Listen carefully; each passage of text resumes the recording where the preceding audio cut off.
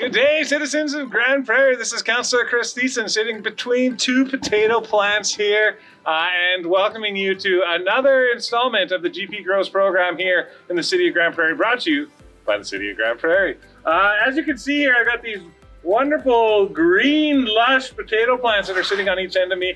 And I'm just going to give you a quick tip on what you're sort of looking for and how you can keep your potatoes healthy. So obviously these potatoes at this stage of the game, they look pretty healthy. They smell healthy and they feel healthy. Now's the time to take a look at your soil and see how it's treating. And if you want to add more soil, it's probably a good idea at this point because you can get more potatoes. So I would say even in these potato bags, if you haven't planted them in your garden yet, if you still got them in this, I would fill up the soil right up to about an inch from the top, and more potatoes will sprout and grow from there as these green leaves start to flower and show you that they are producing the harvest.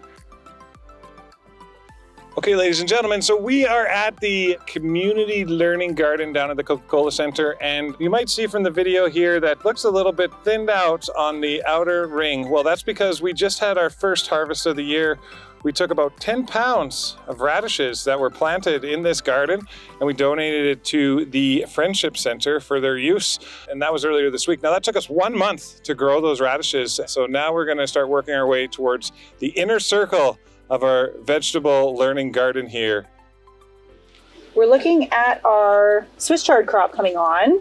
And right now is actually a good time to take your first harvest. Very young leaves, very tender, very good eating. Not a lot of tough midribs up the middle that you have to worry about. You can actually just pinch them off and give them a good wash and steam them as is. Excellent. You might notice on a lot of leafy crops this year, Swiss chard, spinach, beets, things like that, we are getting a lot of leaf miner damage. So this is leaf miner damage from an insect that mines in between the layers of the leaf. Nothing to worry about. You can just cut it out and the remaining portion of the leaf is still edible. I do want to remind you to please give your produce a good washing before you eat it. You can see here from our watering that there has been some mud splatter on the leaves, so always give your produce a really good wash before you eat it. When you sow carrots, it's going to be almost impossible to sow them at the correct spacing. So we use seed tape here. You can see how far apart they're spaced when you use seed tape. And what you're going to want to do when you thin is pull out plants in between so that the ones that are left will give you full-size carrots. See, if I left all of these, we wouldn't get any carrots because all of the roots would be tangled up together. But after I'm done thinning, they're at a spacing now that you can imagine a full-size carrot growing from each one of these plants, and it's actually going to have room to grow.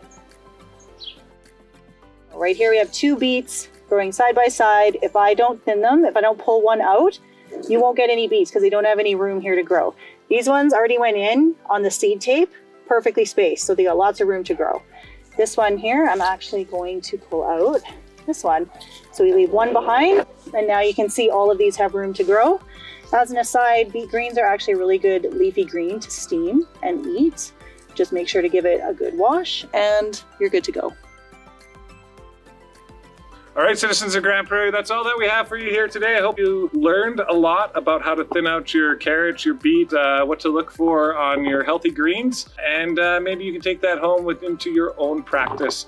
Of course, we're going to have more videos and learning opportunities for you, but please send us your photos, your videos, your comments about the program at GP Grows. We really love hearing about that. We really love seeing it. Also, if you're looking for a real handy-dandy way to find all of our orchards that we talked about in one of our previous videos. I know that our haskaps are starting to come into bloom. Our cherries are starting to come into bloom. Apples are coming soon. Saskatoon berries are going to be growing and blooming and falling off the tree by the August long weekend. If you want to know how to find all that and get any more information or share your information with us, please go to www.cityofgp.com/GPGrows or hit us with the hashtag at #GPGrows. Ladies and gentlemen, it's always a pleasure.